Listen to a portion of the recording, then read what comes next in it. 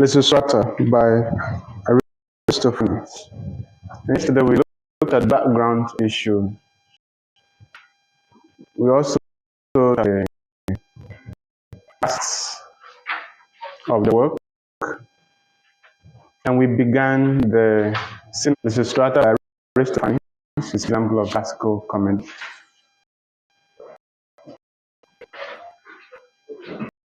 It tells the story of the eponymity of Lysistrata, a woman who rises to the occasion at the moment in time when wise counsel,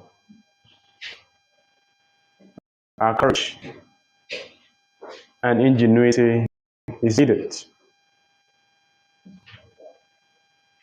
As we said yesterday, the Greek society portrayed in Lysistrata is patriarchal, very patriarchal, in that men take decisions, in that the women's space was in home. Women did not really have public functions, not even to talk about in matters of war, which was the preserve of men, could only be done by men.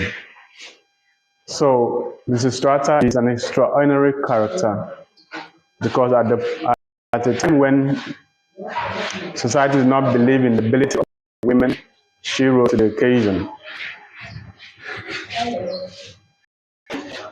and helped to bring an end to the Peloponnesian War that we talked about yesterday. So today we will continue with the synopsis and analysis of the story. So when the play opens, in the middle of things, the play opens in the middle of things. Lysistrata opens in the middle of things. That means it opens in medias res. We've talked about that plot structure. It's a type of non-chronological plot where the event will start in the morning and end in the evening, right? So as to align with the unity of time, all right? So this is in Athens. There's something on the place in Athens near the Acropolis. In Athens, near the Acropolis.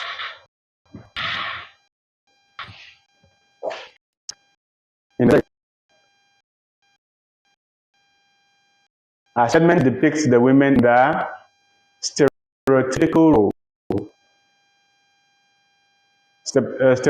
role in the sense of how men perceive them in society.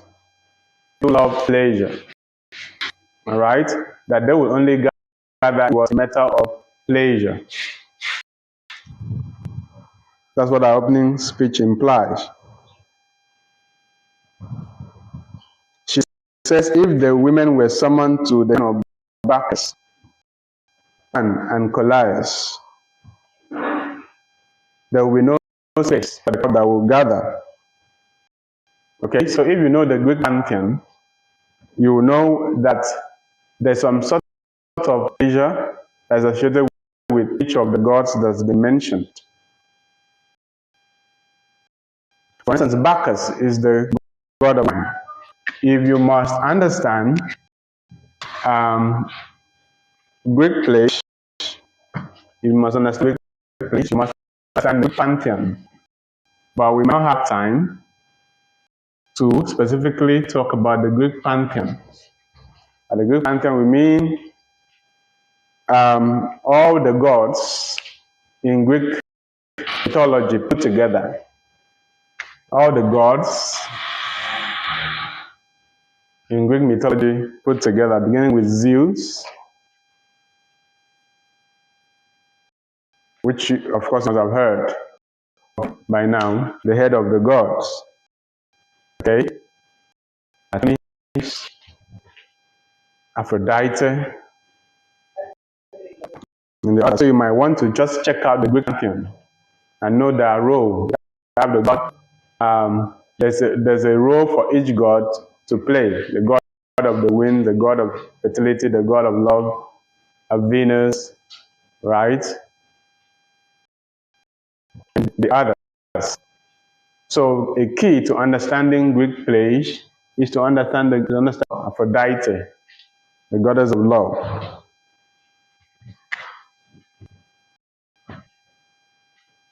Aphrodite, the goddess of love.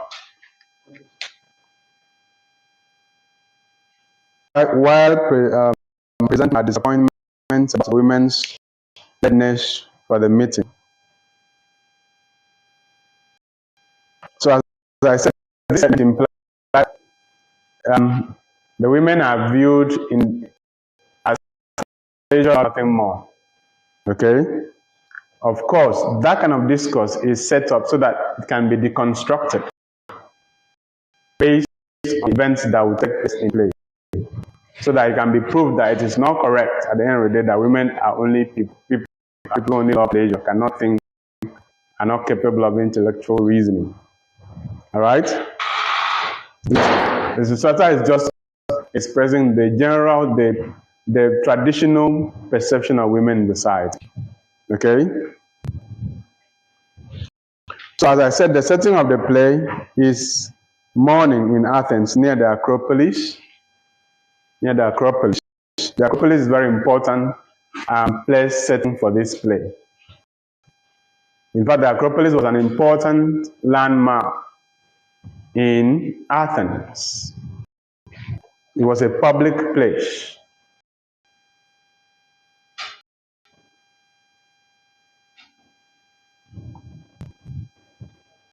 A place that houses important state offices.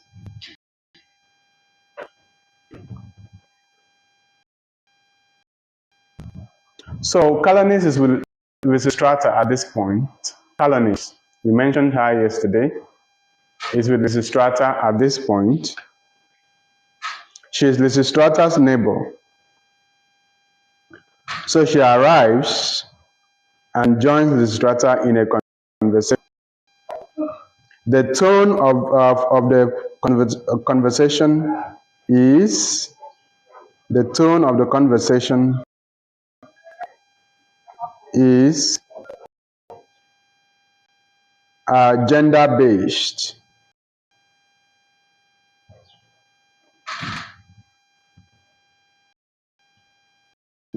is gender-based. That raises the issue of the woman's problem in society. Listen to what Lysistrata says. It says, "My heart is hot within me, and so I grieve the woman, and so I grieve for the sake of womankind, because the men account us all to be sly, shifty rogues." So that's how the men perceive the women, as people are untrustworthy. People are not people cannot be dependent on. All right. Women as tricky, wily people who cannot be depended upon for anything. All right.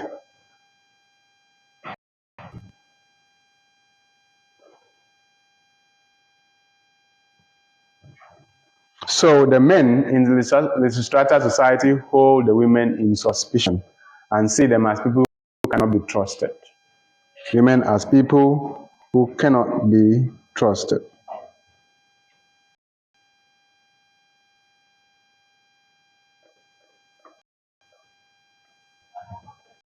So this statement creates the conflict between men and women in the play. We talked about conflict in Lysistrata yesterday, and we said that the conflict is at two levels. We have a larger conflict, which is between Athens and Sparta, and we have a conflict, which is between men and women. So the statement by Lysistrata stating how men view women in society, actually portrays this conflict between men and women in the play. So the women are the oppressed, while the men are the oppressors. The women are inferior, while the men are superior. Okay?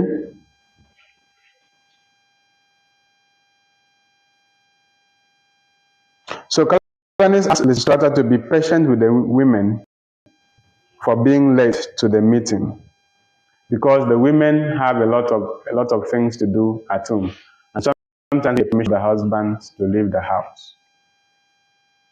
Okay? So the women do not only take care of their children, they take care of the husbands as well. Look at it in Kalani's words. One has to mind her husband, one to rouse her servant, one to put the child to sleep, one to wash him, one to give him pap. So you see the labor of the woman, the duty of the woman, it is enormous. She takes care of everything in the house, and yet she's not regarded as important by the men. So when Kalani asks Lysistrata why she summoned the women, Lysistrata says, "'Tis a scheme I've on, tossing it over many a sleepless night." That means that Lysistrata has a strategy, and that she arrived at this strategy after thinking about it for many nights, how to solve the problem of the war. Okay? Meaning that women are capable of thinking on their own. Women are capable of independent thinking on their own. Okay?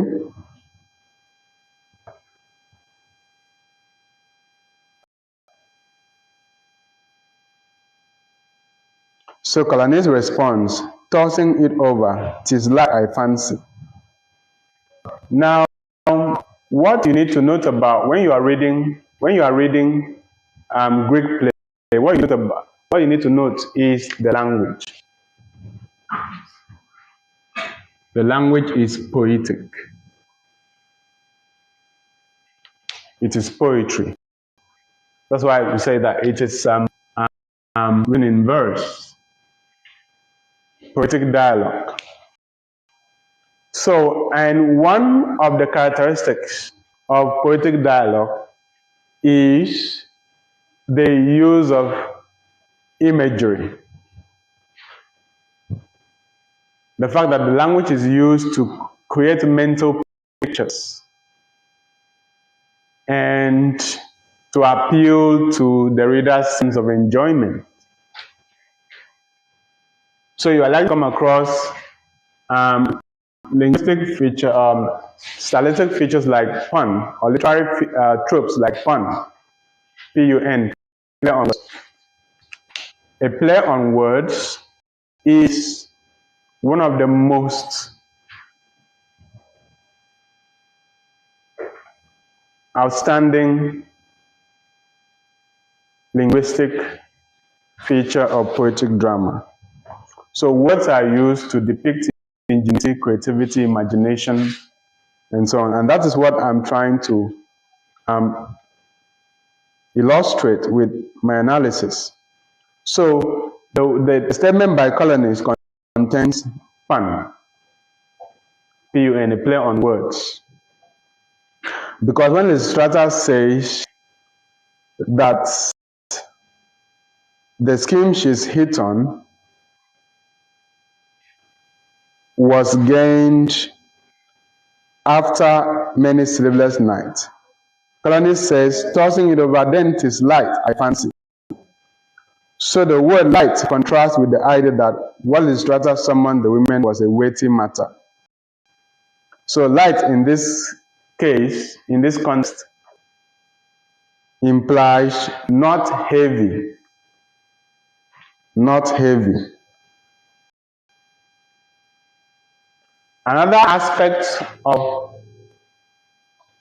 the language of the play is rhyme scheme. Rhyme scheme. rhyme scheme. Poetic drama has rhyme scheme. The use of rhyme, an important aspect of poetic drama. So the word light does not only rhyme with night, it also contrasts with it in a poetic and funny sense. Light rhymes with night. Spatial rhyme, this is where the rhyme is. Light rhymes with night. Okay? And it also gets contrast. Because it's supposed to be bright and this is dark. So you could see the beauty in the use of language.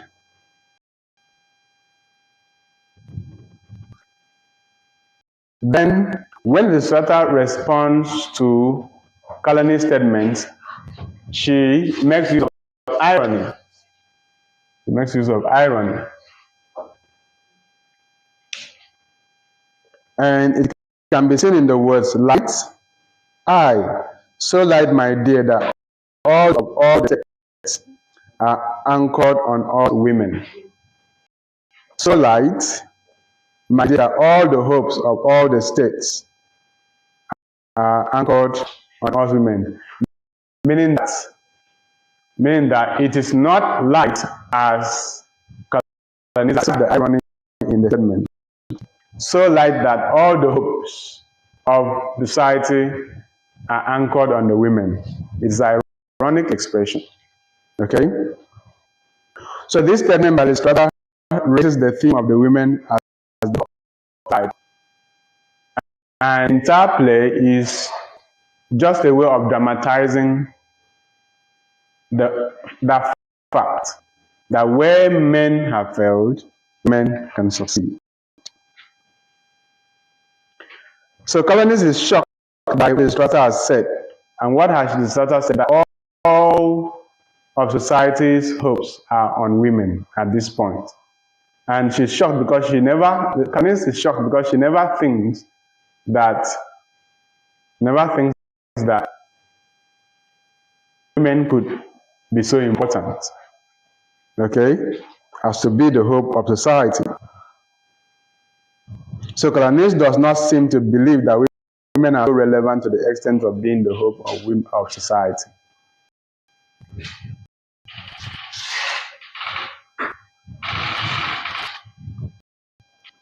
So, note the metaphor, a slender stay to lean on. A slender stay to lean on. A slender stay to lean on. Amen. It is a statement by Calumny, which compares the women to a slender stay, something that something that is so light that you cannot put your weight on because you know that it will crash and then you fall with it. So this is a metaphor referring to women as untrustworthy and unreliable. This strategy that demonstrates women could succeed where the strength of men fail.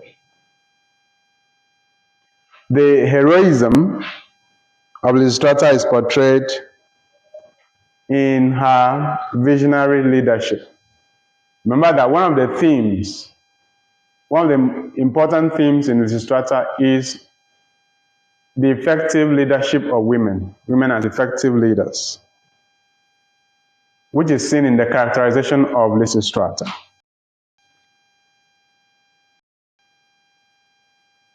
So she has a vision and she puts that vision into practice, which is what the play is all about. So she assures colonists that all depends on the women to save the situation. But if if the women will but meet here now, we will serve the states between us. So all that she requires is that the women gather from Sparta and from Athens.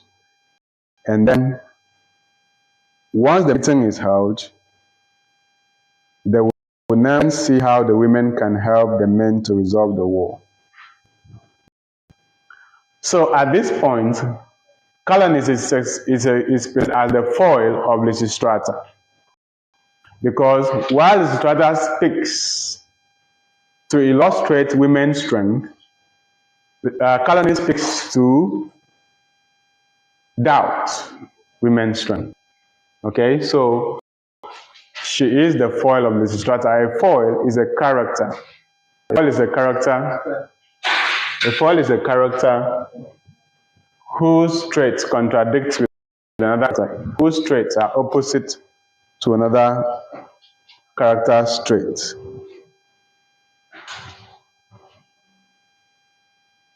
So the doubts that Callinis expresses are contained in the following rhetorical questions. What can we women do? What can we women do? That's a rhetorical question. And this is part of the tropes of the play. Part of the things that make the play, the language of the play, poetic. I have mentioned a number of things. I have mentioned rhyme, I have mentioned irony, I have mentioned pun. So you need to take note of each of these tropes in case you are asked to discuss the language of the play. How you begin to discuss is that it is written in verse, it's poetic drama, written in verse. Then you now give the character, because it is poetry. Give the characteristic in rhyme, in metaphor, and so on and so forth. Including rhetorical questions, because they achieve effects. They contribute to the effect of the play. So what can women do is a rhetorical question. So if you say, for instance, that there's a rhetorical question in the play, you can use that one. That there's an instance in the play where Callinis said, what can we women do? It's not for you to say that there's a rhetorical question in the play, but you cannot give any example. Which is why you must always be writing. So what can we women do? What brilliant scheme can we poor souls accomplish? As an instance of rhetorical question in a play. You also have the use of personification in the expression. We also have personification in the expression, so that never more men in our day shall lift the hostile spear. So in that expression, hostile spear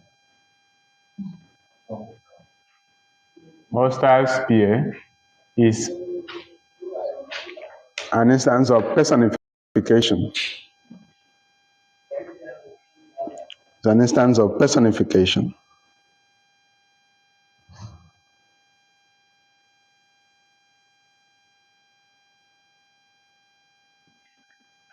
So,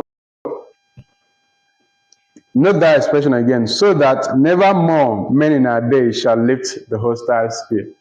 Meaning that the Lysistrata sees a vision of society that is peaceful so that no one has to go to war. Because lifting of the hostile spear is a symbolic action that implies the act of war. So that also shows the Lysistrata as a visionary leader. She looks beyond the time where society is engaging in war to a time when there will be relative peace in society, and that's vision. All right, foresight. So that is an instance. If you are to describe Lysistrata as a visionary leader, you can use that as an example of being visionary.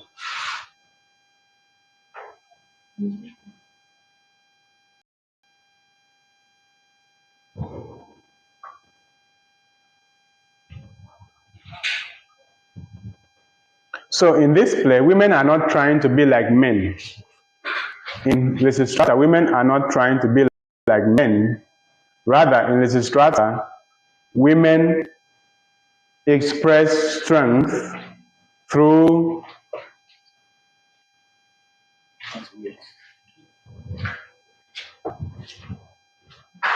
in Lysistrata, women express their strength through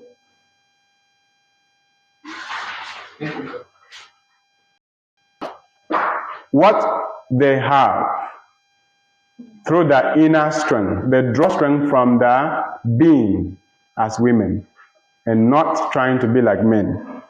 So they see strength in themselves, in who they are.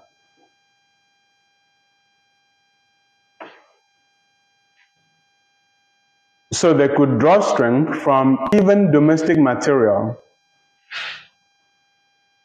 They could draw strength from even domestic materials that they have. They don't want any items that are associated with men. They can also use their own items to express that strength. That's what I'm trying to let you understand. So women can look into themselves and draw strength instead of trying to be like women. Maybe men's object of strength could be spear, all right? But women's object of strength could be their shoes, the clothes that they wear. So that shows confidence in the natural resource of the woman as being enough to generate strength for the woman. So the women soon start to arrive.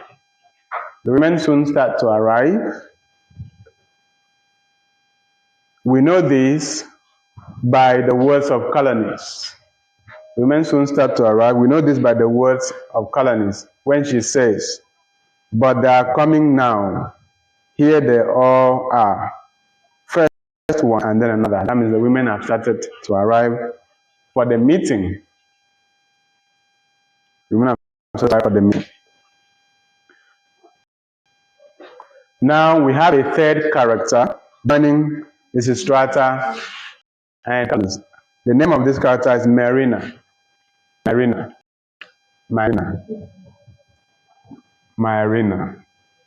of the character is Marina.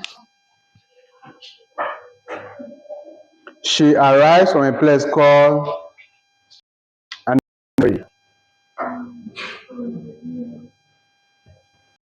Marina arrives from a place called Anagiri. And she arrives alongside other women.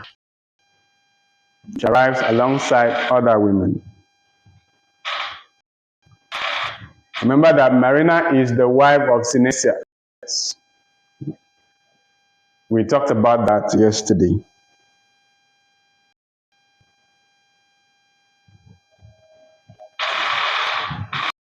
Marina is afraid that they might be late, and she's also impatient to hear what Lysistrata has to say. She gives the reason for her lateness.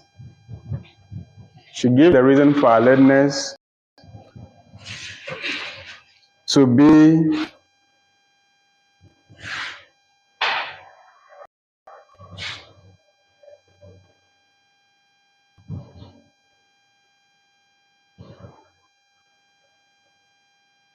the inability to find her clothes in the dark. The inability for her to find her clothes in the dark.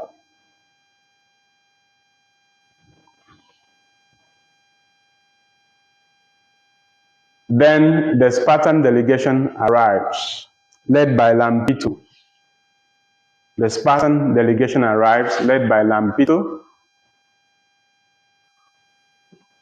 Lampito arrived from Sparta alongside her friends.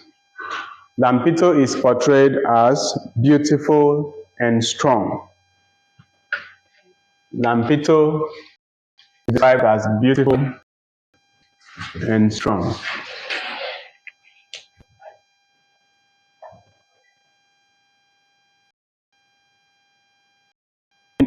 In talking about her, Lysistrata says, here's an arm could fairly throttle a bull. This is poetic language, because instead of Lysistrata saying that Lampito is a strong woman, she makes of image instead to demonstrate that strength. She says, here is an arm could fairly throttle a bull. She simply points to Lampito's arm and says that the arm could throttle a bull. You know how strong the bull is. All right. So if a woman's arm could throttle the bull, that is a poetic way, a detailed way, imaginative way of demonstrating her strength. Instead of simply saying the person. That's how poets use language.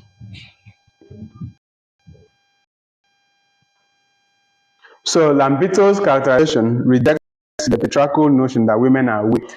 So in Lampito, we see that women are also strong. So Lampito is not only strong, she's also beautiful. This is seen in the words of Lysistrata describing her. Remember that as far as literature is concerned, we deal with language. When you read the play, you pay attention to the language deployed in the play. Okay? So Lysistrata equally praises Lampito's beauty thus. See, here's a neck and breast, how firm and lusty. That statement praises Lampito's feminine beauty. See, here's a neck and breast, how firm and lusty.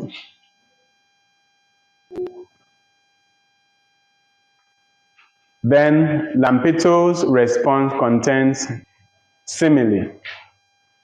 Lampito's response contains simile. She says, wow, but you proud me like a fatted cow. But you proud me like a fatted cow. That's simile.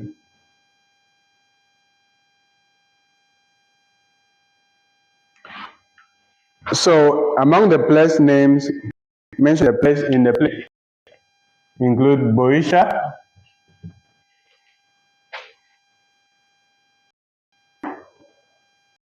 and Anne, one of the mutes. The character Anne is from Boeotia. Boeotia. One of the mutes. This character Anne is from Boeotia. She does not speak. She must be one of the mutes in the play.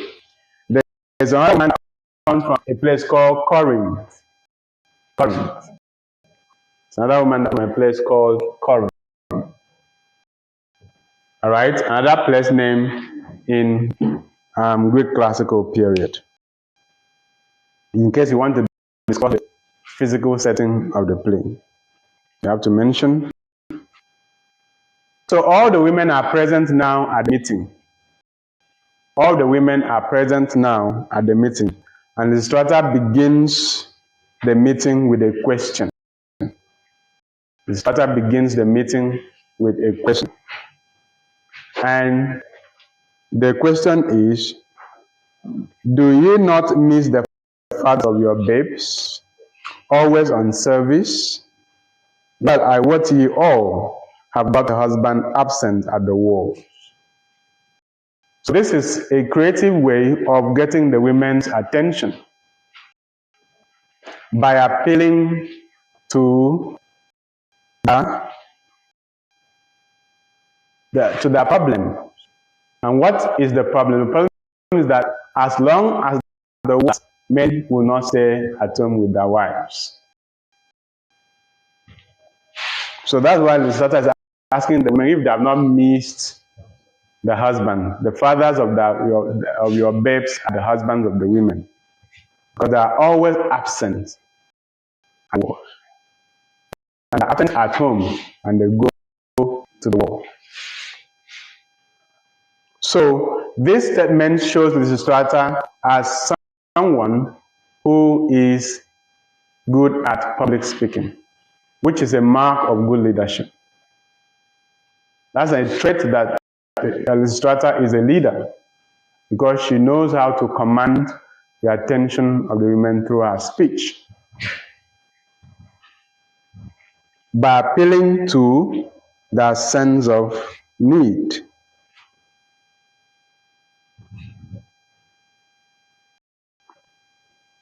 Colonist says that her husband has been away for 5 months. Marina's husband has also been away for 7 months at all pilots. They are fighting in different war fronts.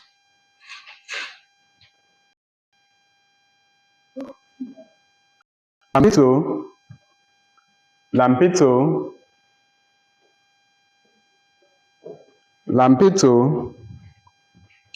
also complains about the war, that whenever the husband comes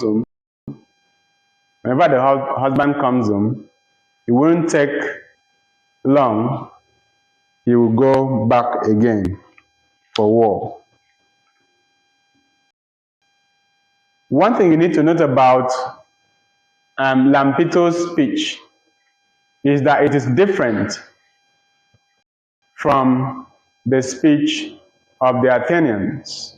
Lampito is from Sparta, and it is recorded that the Spartans spoke a different dialect from the Athenians. So that's why you will see her speech being different from the one spoken by Lysistrata.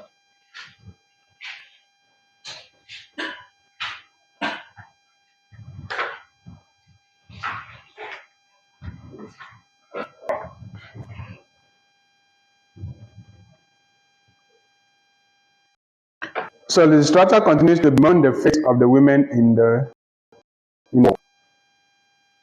No husband now, no sparks, no anything. Forever since Amylitus played us false, we've had no joy, no solace, none at all.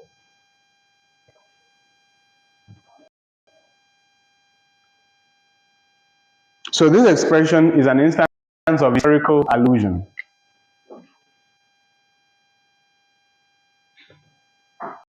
Historical allusion. Allusion refers to a brief reference that is made to something in a work of literature. We have historical allusion, biblical allusion, literary allusion. So when a brief reference is made to an event in history, that's allusion. When the allusion is made to events in the Bible, that's biblical allusion. When the reference is made to another literary work, that's literary allusion. You need to check that.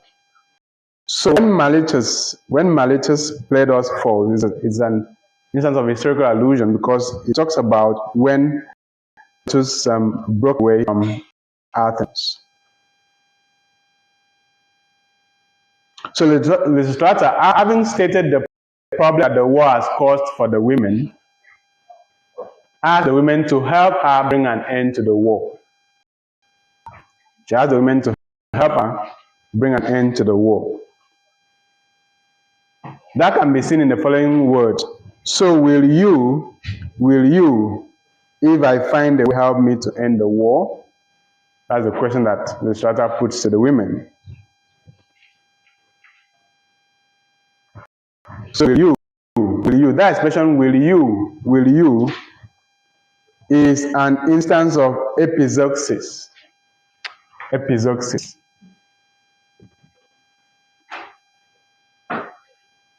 In literature. It's an instance of epizeuxis. It is the repetition of a word or phrase in quick succession. Epizeuxis is the repetition of a word or phrase in quick succession. So when Lysistrata said, so will you, if I find a way, help me to end the war? That will you is epizeuxis. Epizeuxis. In case you are asked. Shakespeare uses it a lot in most of his plays, like "Oh, woeful, woeful day." That woeful being repeated, woeful is epizeuxis. It's a form of repetition, and that adds to the beauty of the play as a poetic drama. The women respond in the affirmative. The women says they are going to help Lysistrata end the war, whatever it takes. Whatever it takes, they will help Lysistrata and bring an end to war.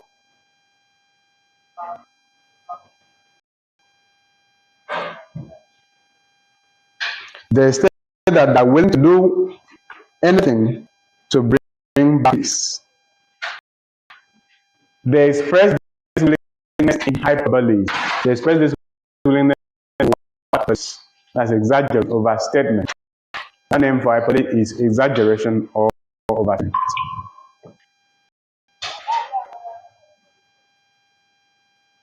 They express this willingness in hyperbole. For instance, Colonist says that she could cut herself in half and give a part of it for peace. You can see the hyperbole. And what undergirds that kind of statement is humor, which is an important aspect of comedy. She could cut herself into two and give one part of it for peace. That's the hyperbole. That's exaggeration. It's part of the language of the play.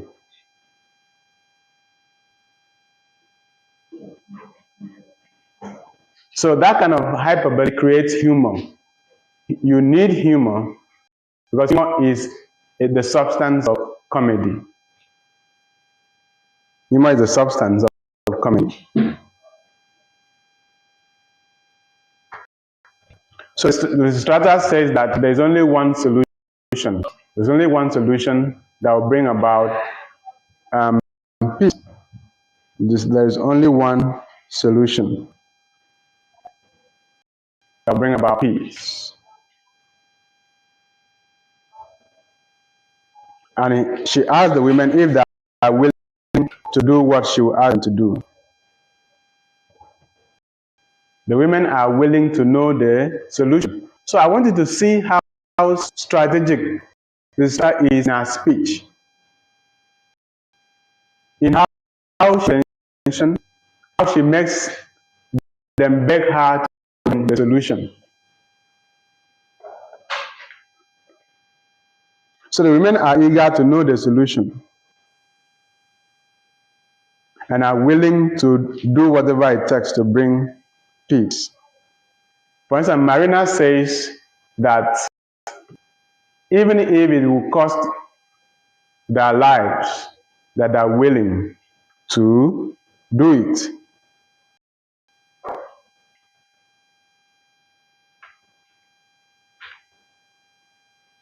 So Lysistrata tells the women that they must abstain each from the joys of love. They must abstain each from the joys of love. They must abstain each from the joys of love. This is Lysistrata's solution in her exact words, that the women must abstain each from the joys of love. What that means is that the women must withhold affection from the husbands. So this expression by Lysistrata, must abstain each from the joys of love, is a euphemism, an instance of euphemism for sexual abstinence. An instance of euphemism for sexual abstinence.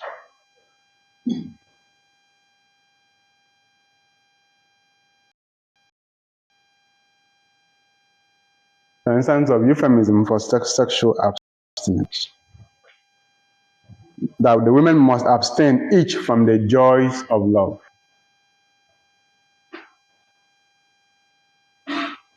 So, what is the women's response to this suggestion? The women's response to the suggestion is not impressive at all. The women reject Lysistrata's suggestion at first. This is seen in their countenance, in their expression, facial expression, after Lysistrata's suggestion. I hope that you're following the story. We will not do this again. We are taking the plot of the story step from the beginning. You have to follow us. So we see this in the book of the strata. How? What? Why turn away? As the women are turning away from strata, but they don't accept that proposition. How? What? Turn away? Where are you going? Some of them start to leave. All right. What makes you part your lips? Like you part your lips when you dismiss what somebody has said, right, as not being important. What makes you part your lips and shake your heads? So these are all the reactions from different women to the suggestion that they must each abstain from the joys of love.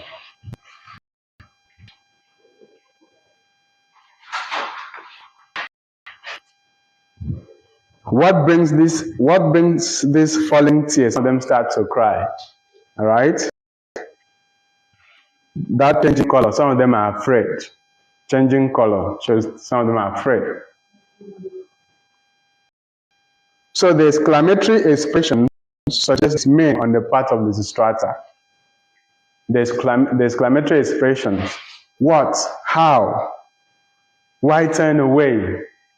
They suggest dismay on the part of Lysistrata, following the women's reaction to her suggestion. Okay? So the women at first reject this suggestion outright. They would rather prefer the woman than cease from having sexual affection. So even Calanice repents from her earlier vow of cleaving herself for the sake of peace. She tells Lysistrata, ask anything but this. All right? Why, if needs be, I'll walk through fire, only not give up love. There is nothing like it, Lysistrata.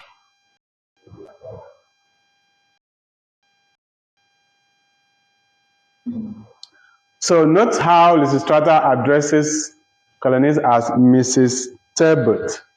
Mrs. Turbot. Mrs. Turbot.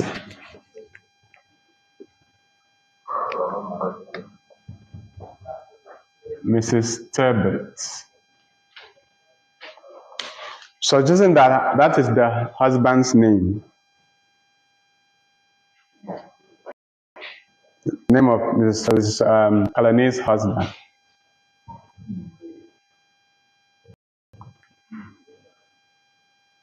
Lysistrata decries the women's negative reaction thus. Oh, women, a frail sex. No wonder tragedies are made from us.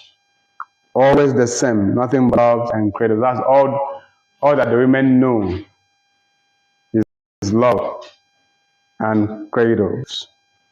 So you can see another instance of epizeuxis in Lysistrata's expression, oh, women, that's epizeuxis, and in frail sex. That's another instance of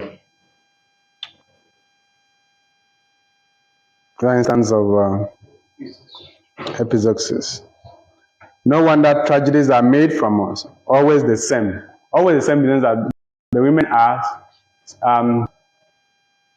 are predictable in character. They're not dynamic. They're stereotypical in nature. Always the same. Nothing but loves and cradles.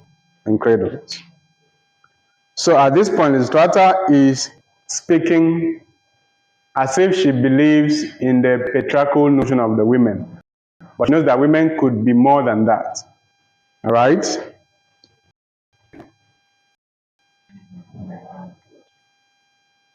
So Lampito is one of the women who stand by Lysistrata. Lampito is one of the women who stand by Lysistrata and her suggestion.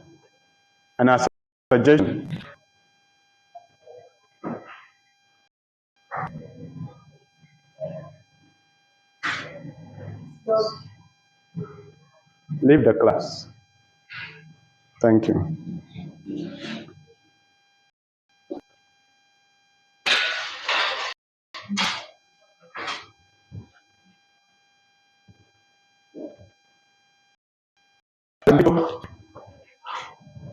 Appears to believe in what Lysistrata has said. But Lysistrata goes to explain to women that withholding love from the men could help bring an end to the war.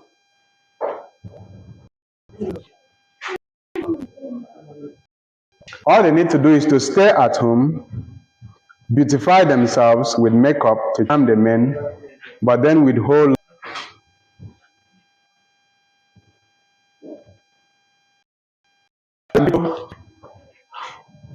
Appears to believe in what Lysistrata has said. But Lysistrata goes to explain to women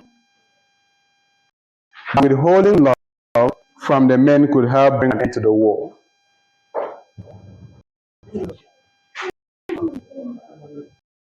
All they need to do is to stay at home, beautify themselves with makeup to charm the men, but then withhold love consummation until the men agree to end the war.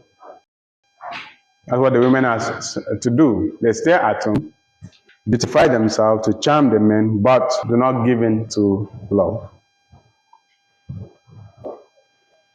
So Colonies and the other women accept this piece of advice. When acceptance is recorded, they decided to take an oath to seal their resolve. Take a vow, take an oath to seal their resolve on the decision that they have taken. So the oath consists of Lysistrata asking all the women to place their hands on the wine cup and repeating the words of the oath after her. I will read the words of the oath. I will read the words of the oath. It goes thus. I will abstain love and love delights, and take pleasure, and take no pleasure, though my Lord invites, and sit a vessel all alone at night, and leave a stranger to all nuptial rites. I'll take that again.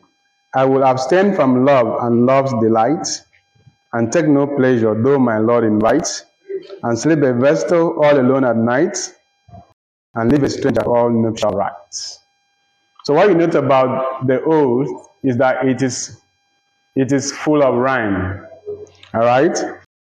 Night rhymes with I will abstain from love and love. Delight rhymes with invite, and then you have night and rights rhyme. So that again takes us back to the issue of poetic drama.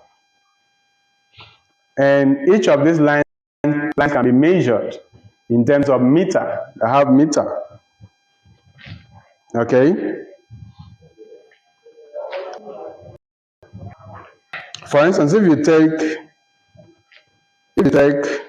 I will abstain from love and love delight, it should be a pentameter.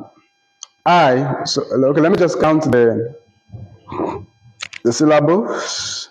1, 2, 3, 4, 5, 6, 7, 8, 9, 10. Pentameter. All right? Each line has 10 syllables. So you see it is measured. It has meter. It has regular rhythm. It makes it poetic verse. And it is written in iambic pentameter. That particular portion of the verse is written in iambic pentameter because the first word is on stress followed by a stressed. So the first syllable is on stress followed by a stressed syllable. That order till the end of the line. That makes it iambic. And it has 5 feet. It is a pentameter. So that makes it a regular rhythm, suitable for a poetic verse. Another stanza of the ode says, I will abjure the very name of love, so help me Zeus and all the powers above. Zeus, head of the Greek pantheon. So help me Zeus, praying to the god, the head of the Greek pantheon, and all the powers above. Remember that the Greeks were very spiritual, as we could see in the number of gods that they worship. And the gods tend to favor each worshipper. Each worshipper had their own gods, right? Who they pray to for favors, for victory, and so on and so forth. So the Greek life could not be detached from religion and religious beliefs.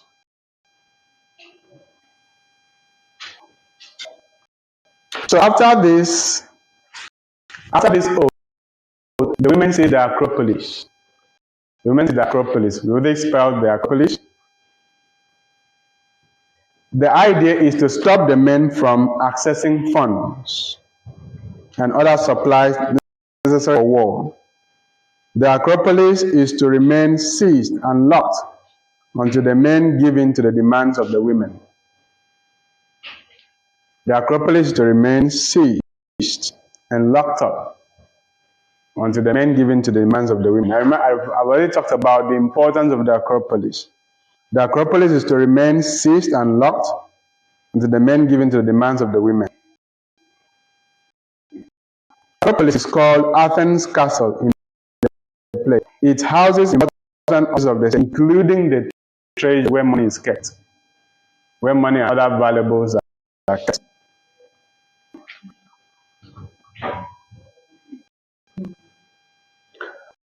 On this fear that the men might come after them with arms, that the men will not bring or threat or fire enough to awe our women hearts. Lysistrata exemplifies the strength of the women. At this point, Lysistrata asked Lampeto to go back to Sparta and organize the women there for the sex. The women that she came with will remain in Athens until the issue is resolved. So, take note of all this. In this play, when a god is mentioned before a speech, it suggests swearing. When a god is mentioned before a speech, it suggests swearing. And then Callinicus says, by Aphrodite, no, else 12 not, that people cause bold, restless jets. This statement is to reinforce the need to hold the men to ransom by not opening the Acropolis until peace returns to the two warring Hellenic states. After now, we begin to have the symmetrical scene. The symmetrical scenes. Symmetrical scenes. It is of the choruses. The chorus of all men and the chorus of all women. The chorus of all men represents the collective voice of the men. The chorus of all women represents the collective voice of the women.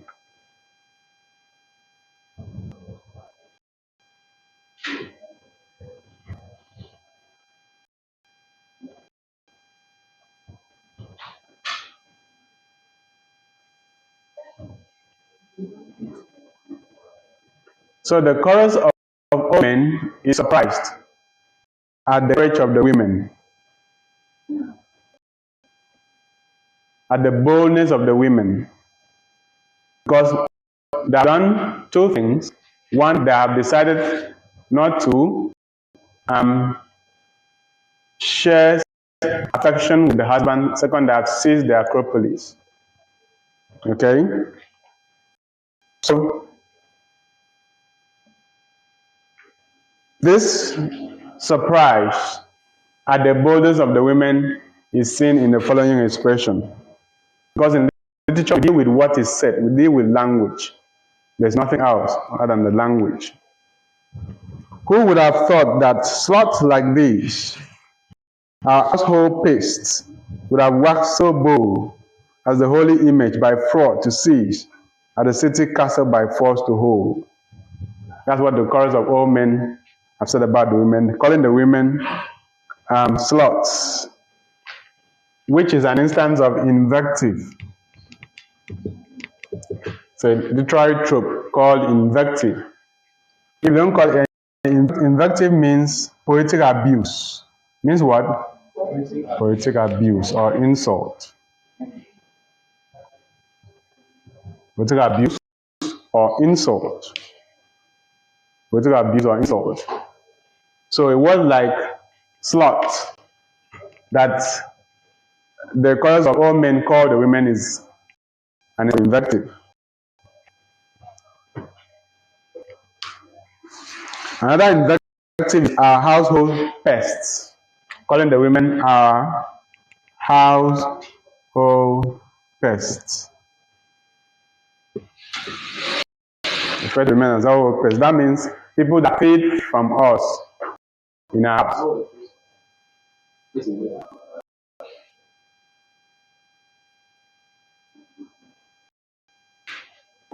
Who would have thought that these sluts like this, our household pests, would have waxed so bold as the holy image by fraud to seize, the city castle by force to hold? So, the cause of all men is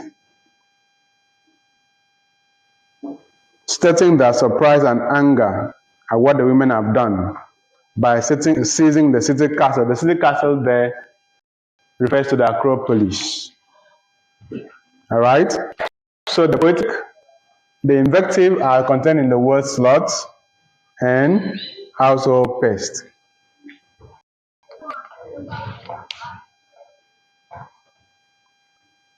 So this statement is misogynistic in nature.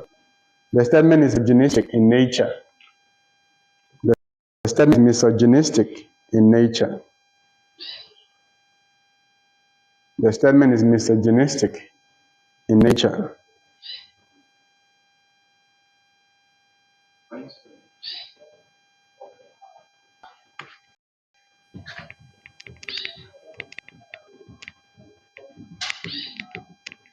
It means misogynistic in nature. That means it expresses hatred towards women. It expresses hatred towards women. Sees the women as parasites, dependent, who are dependent on women for their lives. Slut sees the women as immoral, without principles, without moral values.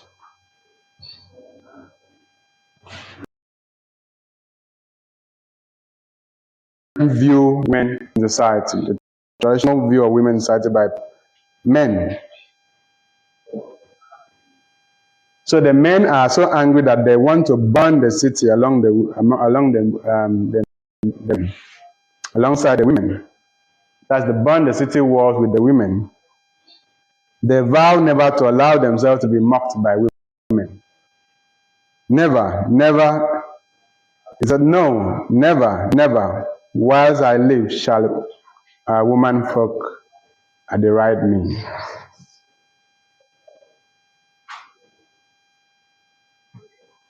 So as part of the efforts by the men to deter the women, they use fire. They start throwing fire at the women so that the women could abandon the siege of the Acropolis. Okay? So the weapon that the men use against the women is fire. This fire is symbolic. It's a symbol in the play. If you are to discuss the symbols in the Lysistrata, take note of fire as one of them. Okay?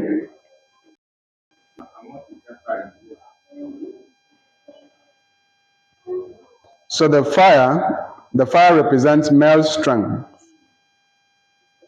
The fire represents male strength. It also represents the anger of men. The fire represents the anger of men, male strength or anger of men.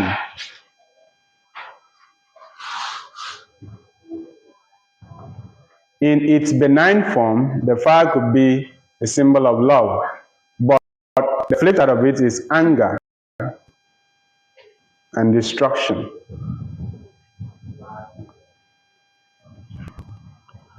We have the use of idiophone and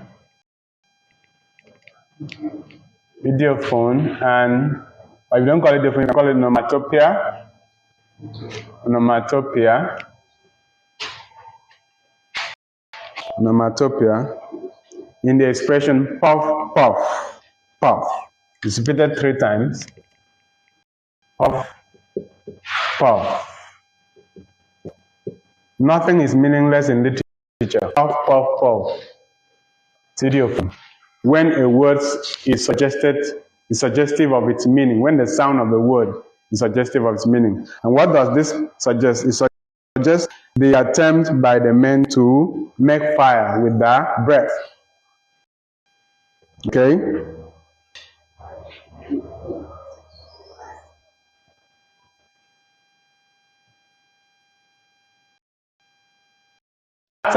This test by the chorus of all men, we also have a response by the chorus of all women. Women are trying to run away from the fire. Women are trying to run away from the fire. So the fire is a symbol of men's hatred towards men. The fire is a symbol of men's hatred towards women. The fire is a symbol of men's hatred towards women.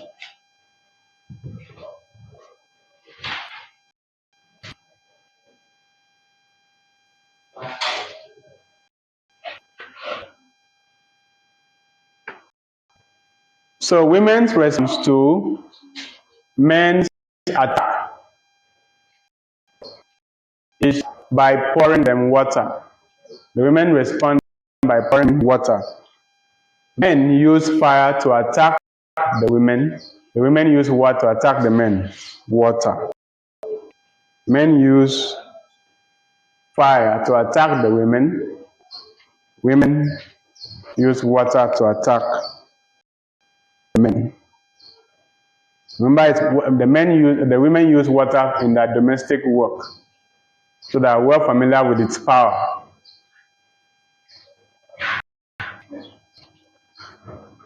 So look at it in this expression, and by chorus of women, chorus of all women. And oh, if with fire men invade them, or help us with water to aid them,